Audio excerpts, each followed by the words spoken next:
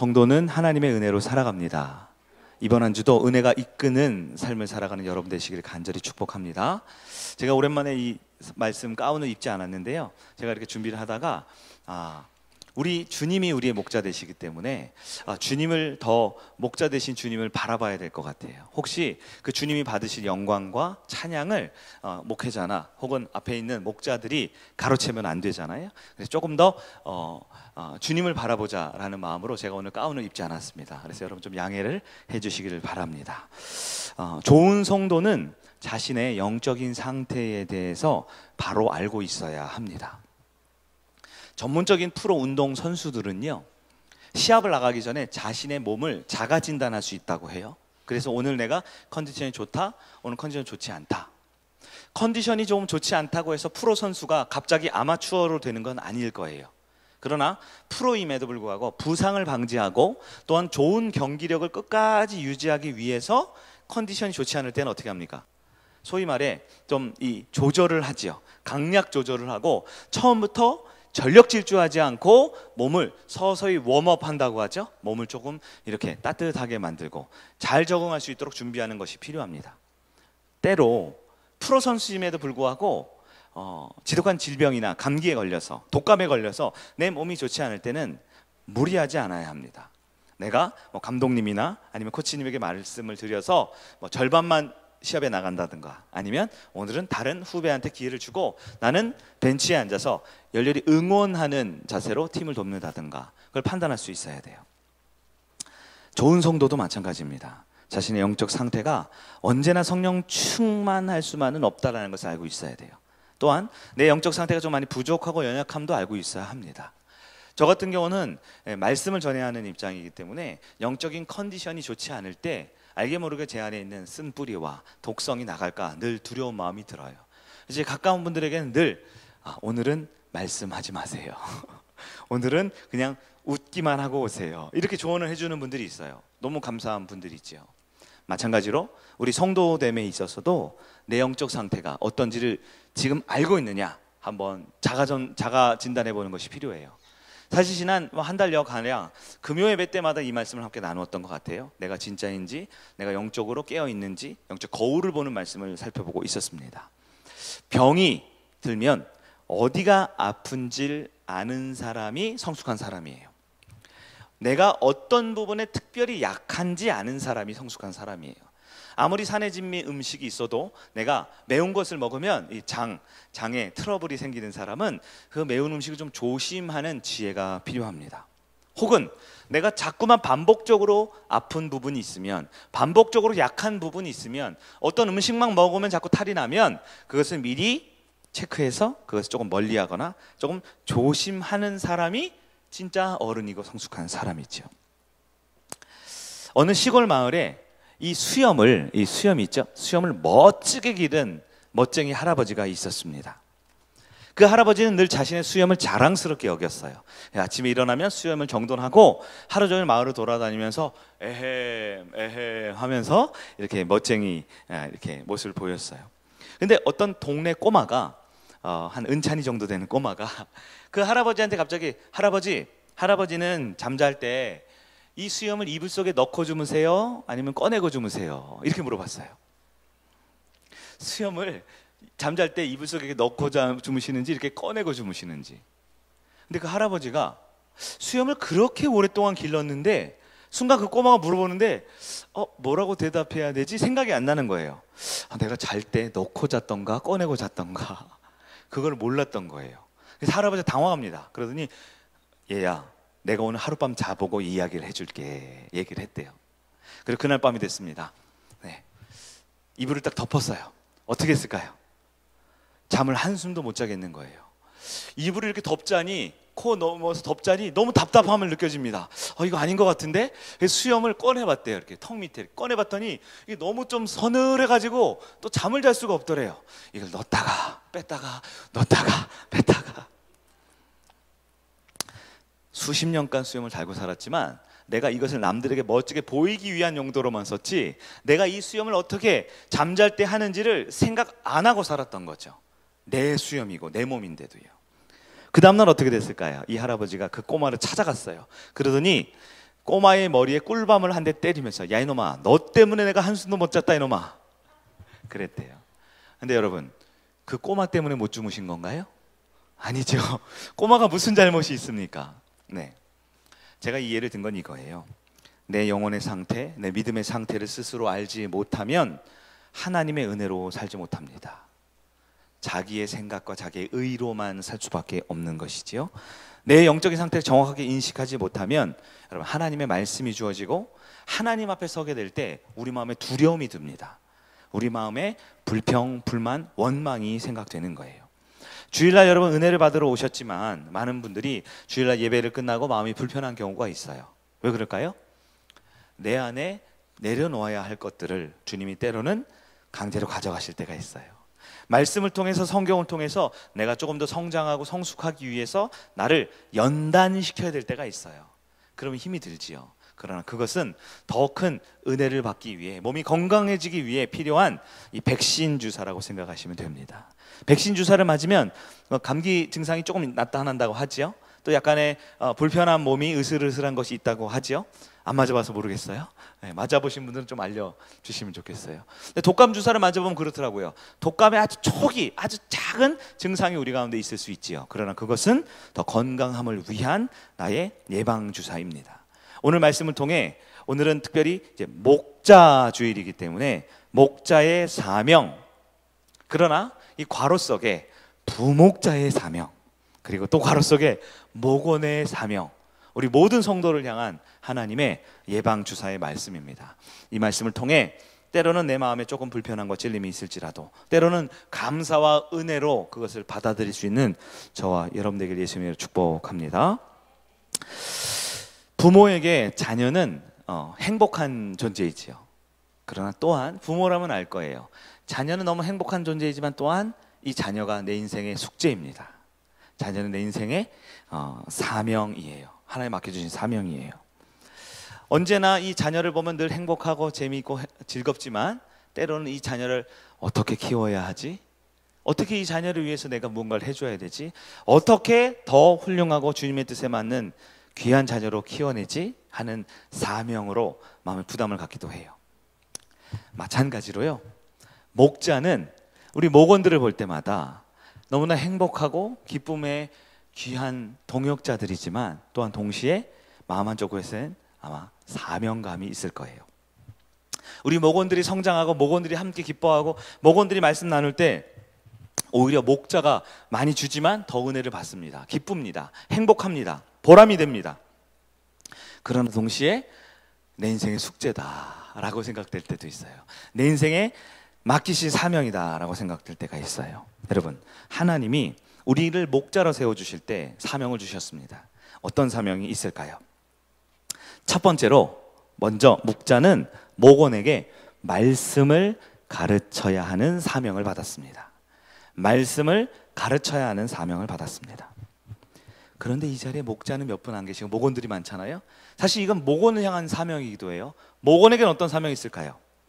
목원은 목자를 통해 말씀을 배우셔야 할 사명이 주어졌다라는 거예요. 우리가 목장의 한 공동체로 부르신 것은 하나님입니다. 목사님이 정한 게 아니고요, 목자들이 정한 게 아니고요, 하나님께서 성경의 저자들에게 영감을 주셔서 성경을 기록한 것처럼요, 교회를 운영하고 이끌어갈 때도, 리더십을 세우고 목장을 운영할 때도 하나님께서 목회자와 리더들에게 지혜와 영감을 통해 목장을 하나님이 만드시고 세우셨습니다. 그렇기 때문에 먼저 목자는 목원에게 말씀을 가르쳐야 될 사명이 있고요, 동시에 목원은 목자에게 말씀을 배워야 할 사명이 있다라는 거예요. 부모님들은 자녀에게 공부를 열심히 하라고 가르치시죠. 영어도 가르치시고 수학도 가르치시죠. 그러나 하나님의 말씀을 꼭 가르치셔야 합니다. 마찬가지로 목자도 그렇습니다. 목원들이 주중에 살다가 모이면 이런저런 사건 사고와 마음의 갈등과 어려움이 있지요. 우린 걸 도와주고 싶고 위로해주고 싶고 때로는 커피 한잔 하기 싶고 때로는 카카오 선물로 쿠폰 하나 보내주고 싶기도 하고, 그러나 가장 중요한 목자의 최우선적인 사명은 사랑하는 영적 제자들, 영적 자녀들, 영적 목원들에게 하나님의 말씀을 가르쳐야 한다라는 것을 기억하시는 여러분 되기를 축복합니다. 우리 목장의 모습은 어떠한가요? 우리 목장에 있는 목자는 하나님의 말씀 맡은 자로 목원들에게 하나님의 말씀을 잘 전해주고 전달하고 계신가요? 어쩌면 우리 목자들만 아는 그 고민이 있어요. 말씀을 열심히 준비하고 매일 묵상을 잘 준비하고 기도하고 목사의 말씀을 설교 정리해서 이거 좋다, 이거 한번 나누고 싶다. 하지만 사실 준비가 잘 안 돼 있는 목원들이 있을 수 있어요. 삶의 근심과 삶의 걱정과 염려로 불안으로 가득 차서 이 목장 모임에 참여할 때 준비가 좀 덜 돼 있는 분들도 있을 수 있지요. 그러나 그럼에도 불구하고 목자의 최우선 사명은 말씀을 가르쳐야 합니다. 그렇기 때문에 목자는 더 지혜로워야 돼요. 더 사랑이 많아야 합니다. 더 가르치는 기술을 연마해야 하고요, 열정적으로 목원에게 말씀 중심으로 다가갈 수 있어야 하는 것이지요. 여러분 한번 여러분의 목장을 한번 스스로 목자 쳐다보지 말고요, 부목자 바라보지 말고요, 여러분의 목장을 한번 자세히 한번 봅시다.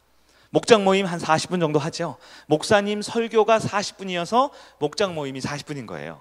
아세요? 목사님 설교보다 더 오래 모이면 선한 것이 안 나올 수 있습니다. 인간적인 모임으로 바뀔 수 있죠. 그러나 말씀을 붙들고 모이면 여러분 40분이면 충분합니다. 끝나고 기도하고 헌금하고 주기도문 하고 그리고 더 모이는 것 얼마든지 가능하죠. 그러나 목장 예배 시간은 하나님 앞에 말씀을 배우고 말씀을 나누는 시간이 되어야 합니다. 어떠신가요? 말씀 중심의 모임으로 운영하고 계신가요? 아니면 여전히 내 생각과 내 가치관을 늘어놓는 인간적인 모임으로 주저앉고 있습니까? 우리 목장 오늘부터 바꾸시기를 축복드립니다. 말씀을 가르치는 곳, 말씀을 배우는 곳이 되기를 간절히 바랍니다. 우리 목장 예배 드릴 때 혹시 불평, 불만, 원망, 누군가에 대한 조롱이나 세상 걱정, 금심으로 가득 차 있습니까? 여러분 지금부터 한번 바꿔보자고요. 말씀을 가르치고 말씀을 배우는 우리 목장이 되시길 간절히 축복합니다. 이것이 바로 목자의 첫 번째 사명이자 목원의 첫 번째 사명입니다. 하나님의 말씀을 가르치고 말씀을 배우는 그런 우리 목장이 되기를 간절히 축복합니다. 두 번째, 첫 번째가 뭐였어요? 목자의 사명, 목원들의 말씀을 가르치라고 했죠. 두 번째는 뭐냐? 목자는 말씀을 가르치되 부지런히 가르쳐야 합니다. 말씀을 가르칠 때 어떻게 해요? 부지런히. 그러면 이 자리에 계신 목원들은 두 번째 사명이 뭘까요? 말씀을 배우되 부지런히 배우셔야 합니다. 오늘 본문의 7절 말씀을 한번 볼까요? 신명기 6장 7절 상반부를 한번 보겠습니다. 상반부 앞부분 같이 한번 읽어봅니다. 시작. 내 자녀에게 부지런히 가르치며. 어떻게 가르치라고요? 부지런이라는 말을 원어적으로 보면요, 열심을 품고 또 최선을 다해서 애쓰고 헌신하고 눈물과 땀으로 가르치라라는 의미들이 다 들어가 있어요. 어떻게 가르쳐야 할까요? 간단합니다. 우리 영적 목자들의 영적인 리더, 영적인 어버이라고 생각한다면 우리 자녀들 입시생일 때 어떻게 합니까? 고3일 때 입시 학원가에 보면요, 강남 대치동 이런 데 가면 어때요? 부모가 이 자녀를 이 좋은 대학에 보내고 싶어하는 그 열정 대단하죠. 뜨겁죠. 네, 어떻게든 좋은 대학에 보내야 된다. 그래서 이 고3 부모님들이 믿는 종교가 있잖아요. 대한민국 최대 고3의 종교는 기독교도 불교도 아니고 대학교다 그러잖아요. 그 정도로 좋은 대학에 보내고 싶고 좋은 자녀의 미래를 위해서 가르쳐주지 않는데 그 어떻게 그렇게 열정이 나오는지요. 그렇게 뜨겁고 최선을 다하는지요. 그런데요, 하나님의 말씀을 또 하나의 가정인 교회에서 그렇게 부지런히 가르치지 않으면 우리 영적 자녀들은 삼류 인생 되는 거예요. 부모가 자녀에게 좋은 교육과 좋은 열정적인 교육 기회를 통해서 좋은 대학에 못 보내면 너무 죄송하지만 이류대학, 삼류대학 가게 되는 것처럼 하나님의 가정인 이 교회 안에서 말씀을 제대로 못 가르치면 삼류 성도 되는 거예요. 주일날 예배 드릴 때 아멘 아멘 하는 거 좋지만 여러분 많이 경험하시잖아요. 예배를 듣지만 내가 들었지만 사회과학자들이 얘기하죠. 듣는 것에 30분 지나면 40%밖에 안 남는데요. 1시간이 지나면 20% 남고요. 일주일 지나면 5%도 안 남는데요. 증거를 보여드릴까요? 지난주 설교 말씀 기억나세요? 제가 39분 설교했더라고요. 딱 기억나세요? 기억 딱 나면 그분은 많이 반복하고 많이 연습하고 말씀으로 살아내려 훈련한 분들이죠. 오늘이 몇 월이더라? 무슨 말씀 하셨을까? 막 추리 소설을 써야 되잖아요. 네? 왜 그렇습니까? 내가 설교가 듣는다고 해서 내게 되는 게 아니지요. 말씀을 부지런히 목장에서 가르치고 권면하고 위로하고 나눠줘야 되는 거예요. 목장의 중요한 기능은 성도를 위로하고 가르치고 하나 되는 것 있지요. 그러나 가장 중요한 첫 번째 우선순위인 말씀을 가르치고 그 말씀을 부지런히 가르치는 것이 전제되지 않으면 그 어떤 사랑도 인간적인 모임으로 끝납니다. 그 어떤 염려와 걱정과 위로도 끼리끼리 당파짓는 고린도전서에 나오는 그 교회의 타락한 모습으로 전락할 수밖에 없다라는 거예요. 여러분, 우리 자녀에게 성공하기 위해서 전공 선택하라고 하죠. 성공하기 위해서 좋은 관계에 맺으라고 하죠. 어떻게 하면 직장에서 잘 지낼까? 학교에서 왕따 당하지 않을까? 어떻게 하면 공부 토익 점수 잘 받을까? 우린 자녀에게 관심 갖고 좋은 학원 보내고 좋은 교육 시켜주지요. 마찬가지입니다. 그럼에도 불구하고 말씀을 약화시키면 겉은 허우대는 멀쩡한데 석빙강정처럼 하나님의 말씀으로 채워져 있지 않으면 무너지고 쓰러질 수밖에 없습니다. 사랑하는 목자 여러분, 열정적으로 목원들에게 가르치세요. 때로는 준비 안 된 목원이 있을 수 있어요. 엉뚱한 얘기하는 목원이 있을 수 있어요. 휘둘리지 말고 가야 할 길을 가실 수 있는 여러분 되길 바랍니다. 때로 우리 목원들은 목자를 바라볼 때 목자들의 가르치려는 열정을 존중하고 순종해 주실 수 있어야 돼요. 목자가 한 명이 세워지기 위해서 너무나 많은 훈련과 목사님과 만남을 통해 또한 그 미리 준비하는 과정을 통해 또 기도하는 시간들을 통해 많은 준비를 해왔어요. 그러나 목원인 내 입장에서 보기에는 조금 부족해 보일 수 있죠. 왜냐하면 프로페셔널한 전문 목사님들이 아니잖아요. 전문 전도사님들이 아니잖아요. 우리 목자들도 생업이 있고 가정이 있고 지금도 남편과 자녀를 위해 애쓰고 수고하다가 시간을 쪼개고 새벽 1시까지 매일 묵상 정리해서 뜬 눈으로 밤새우고 와서 지금 전하는 거잖아요. 그러면 목자에 대한 존중이 있어야 되는 거예요. 목자에 대한 순종의 마음이 있어야 되는 거예요. 정말 좋은 목자가 거시기 보고 매주라 그래도 믿어야 되잖아요. 그 지저분한 것도. 근데 여러분 어떠세요? 그거 아닌 것 같은데? 내가 분명히 냄새 맡았는데? 그거 아닌 것 같은데? 네, 여러분 어떻습니까? 교회 안에 있는 목장의 모임은 하나님의 말씀을 가르치고 말씀을 배우는 것입니다. 부지런하게 배우고 성장하는 우리 목자와 목원, 부목자, 우리 가족들 되기를 바랍니다. 나이가 중요하지 않은 것 같아요. 신앙의 연수가 중요하지 않습니다. 때로는 모든 직분이 내가 더 높은 목자고 더 리더다라고 말해주지 않습니다. 목장 안에서는 나이와 관계없이, 직분과 관계없이, 연수와 관계없이 하나님이 세우신 리더, 목자에게 부지런히 배우는 우리 목원들 되길 바랍니다. 또한 목자는 거룩한 부담감을 가지고 말씀을 잘 가르치는 우리 목자들 되시길 간절히 축복합니다. 세 번째, 마지막입니다. 목자는 어떤 사명이에요? 첫 번째, 말씀을 가르쳐야 돼요. 두 번째, 부지런히 가르쳐야 돼요. 그럼 세 번째는 그 부지런히 무엇을 어떻게 가르칠까요? 목자는 반드시 목원들에게 삶으로 가르치셔야 합니다. 삶으로 가르치셔야 돼요. 그럼 목원은 목자에게 무엇을 배울까요?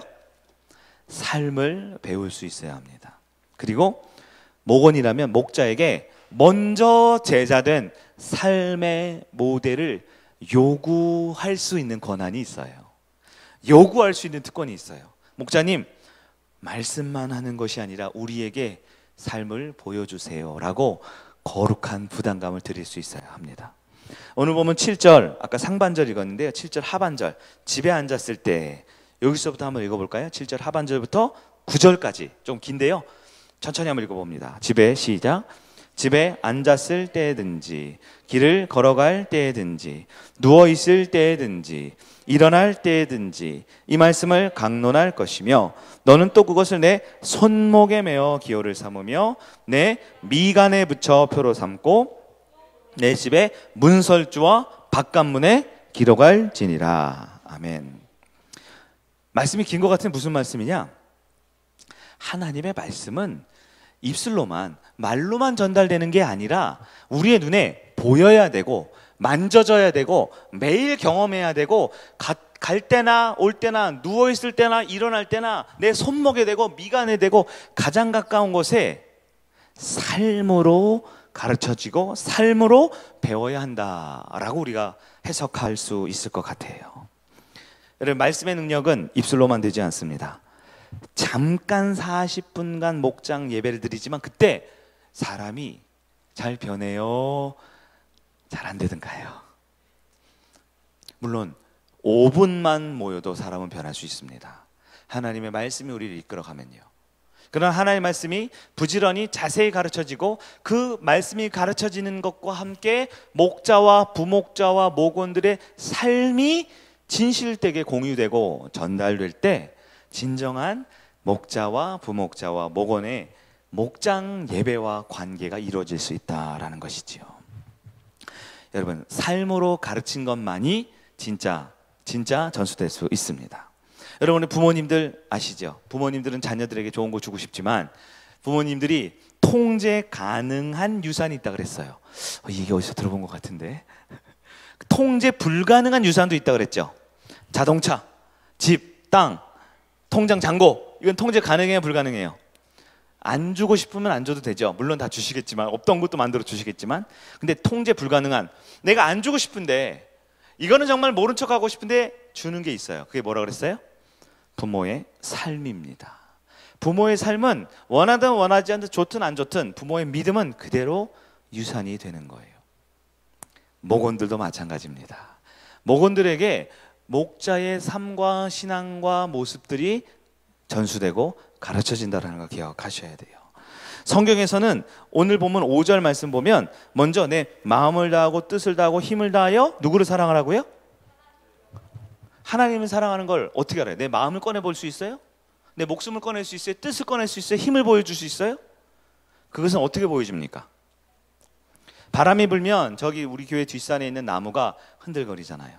이렇게 흔들거리면 바람이 분다 안 분다? 바람을 본 적이 없는데, 만진 적이 없는데 바람의 열매를 보면 알지요.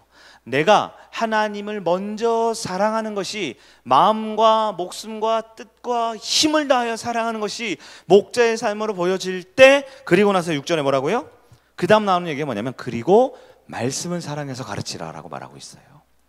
성경은 순서를 분명히 정합니다. 하나님을 먼저 사랑하는 자가 말씀을 가르칠 수 있다라고 말합니다. 그리고 하나님을 사랑하는 것은 입술로 내가 사랑한다라고 찬양 한 곡조 부른다고 되는 게 아니고, 예배 한번 뜨겁게 드리는 것이 아니라 목자와 목원과의 삶의 모습을 통해서 삶으로 가르쳐진다라는 거룩한 부담감을 갖는 우리 목자님들 되시길 바랍니다.